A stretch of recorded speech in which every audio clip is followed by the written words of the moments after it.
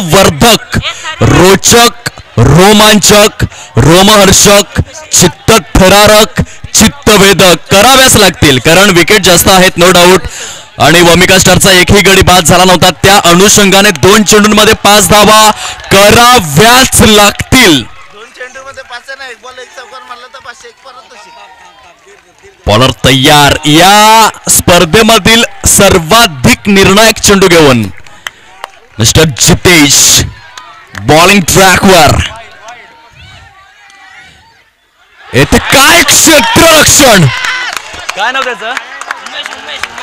उमेशने फक्त हा चौकार रोखलेला नाहीये, तर बहुतेक ट्रॉफी आपल्या खिशामध्ये घालणारा हा क्षण असू शकतोय.